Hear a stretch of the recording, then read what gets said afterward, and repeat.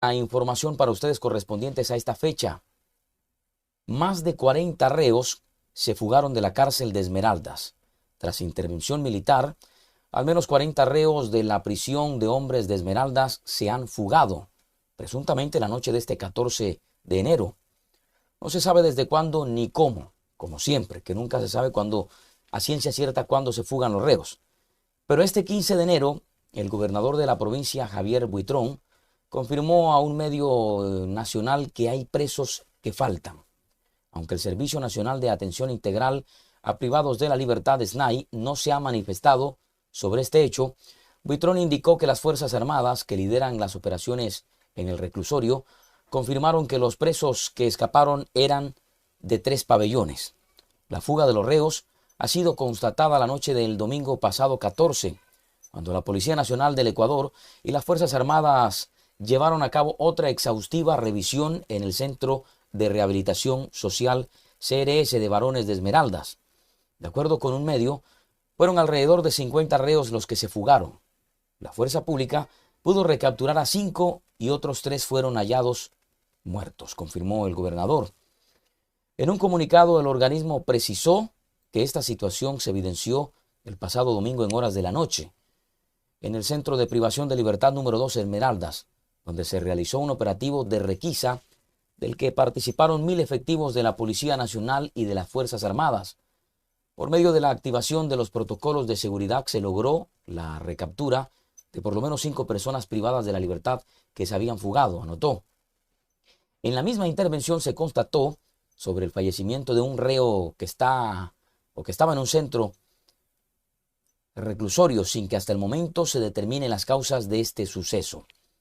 Recordemos que en esta cárcel, según el reporte oficial, se decomisaron además armas de fuego, armas blancas, explosivos celulares, drogas e incluso varios electrodomésticos para uso exclusivo de los presos, cosas que no deben estar al interior de un penitenciario. Un día antes de la requisa se liberó a 11 trabajadores de la cárcel, entre guías y administrativos, que permanecían secuestrados por los reos desde el pasado 9 de enero. Además de este nuevo hallazgo de armas de fuego, municiones y armas blancas en el interior del Centro de Privación de Libertad de Esmeraldas, esto ha generado una alarma entre las autoridades y la ciudadanía en general, sobre todo los pobladores que están ahí aledaños a la cárcel. El hecho se produjo este lunes 15 de enero, cuando las Fuerzas Armadas del Ecuador, confirmamos, a través de la Fuerza de Tarea Conjunta Esmeraldas, realizaron una nueva operación de control en las instalaciones y sobre la infraestructura del centro penitenciario, que según el reporte oficial, durante el registro minucioso, se pudo encontrar encaletado varias más largas sin registro, varias pistolas con su cargador, además de municiones para calibre 9 milímetros, 263 municiones calibre 5,56 milímetros, varias armas blancas, 4 alimentadoras de fusiles. El material bélico fue puesto a disposición de la autoridad competente para las investigaciones pertinentes. Se presume que las armas fueron ingresadas al centro de reclusión de forma ilegal, obviamente, aprovechando las fallas en el sistema de seguridad. Este es el segundo hallazgo de armas en la cárcel de Esmeraldas en lo que va de este año, en tan solo 15 días. Recordemos que el pasado 10 de enero se encontraron 12 armas de fuego, 11 cargadores, granadas, 1.200 municiones y 15 armas blancas y a otros artículos como electrodomésticos y licores. Momento para invitarles a que se suscriban al canal, es de forma gratuita, activen la campanilla, dejen los comentarios. Seguimos entregándoles más noticias a todos ustedes.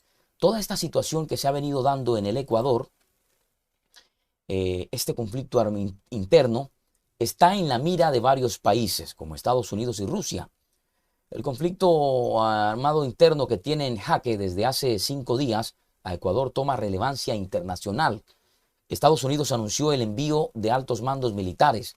Las fronteras con países vecinos se tensan y Rusia advierte frente a una posible impasse.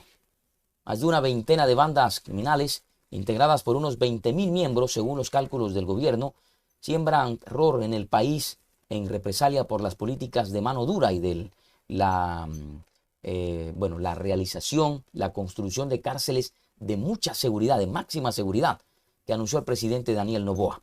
Los motines en las cárceles no ceden. 170 guías penitenciarios, algunos fueron liberados, otros se dice que permanecen todavía como rehenes. Y en las calles cada tanto hay alertas de artefactos explosivos, arden vehículos y suenan disparos. La ola violenta que se vive en el Ecuador ha provocado la solidaridad de la comunidad internacional. El presidente Noboa no ha dudado en enumerar las necesidades del gobierno, pero la situación también empieza a generar roces con ciertos países. Brasil, Colombia, Chile, Venezuela, República Dominicana, España, la Unión Europea, la ONU, entre otros, rechazaron la arremetida que se vive, la arremetida lenta que se vive por parte de las bandas en este país. Francia y Rusia advirtieron a sus ciudadanos que no viajen a Ecuador, y los vecinos como Perú y Colombia, los mayores productores de droga del mundo, tomaron medidas para restringir el paso en estas fronteras. Estados Unidos anunció que enviará a la jefa del Comando Sur, Laura Richardson, y a altos cargos antinarcóticos y diplomáticos para cooperar con intercambio de inteligencia, combate a los delitos cibernéticos, asistencia para implementar reformas penitenciarias y para las investigaciones fiscales. Por su parte, el gobierno de Argentina dijo que apoya al presidente Noboa en su lucha contra el accionar de estas bandas delictivas. Y la ministra de Seguridad, Patricia Bullrich, ofreció el envío de fuerzas de seguridad si hace falta para ayudar al Ecuador. Pero la pregunta, el interrogante que muchos nos hacemos y que ya se ha puesto en la palestra, ¿pueden ingresar militares de otros países a Ecuador? El primer mandatario fue claro en decir que el Ecuador necesita apoyo en soldados y agregó que no es momento de decir que vamos a proteger nuestra soberanía, que no vengan militares acá, como ofreció Argentina, aunque en el discurso el presidente Noboa abrió la posibilidad de recibir cooperación internacional con tropas de Fuerzas Armadas de otros países. Hay un marco legal detallado. El artículo 5 de la Constitución establece que Ecuador es un territorio de paz y se limita a prohibir el establecimiento de bases militares extranjeras, que no se limita a permitir bases extranjeras ni de instalaciones extranjeras con propósitos militares. Sin embargo, la Ley de Seguridad Pública dice que la Cancillería, previo acuerdo con el Ministerio de Defensa, coordinará la cooperación, intercambio de información y operaciones militares combinadas con otros países. O sea que es posible. Y la normativa no aclara si esas operaciones combinadas se limitan a un parte del territorio, como las fronteras compartidas, o si puede tratarse de operación militar combinada en Ecuador u otros países. O sea, hay un vacío jurídico aquí.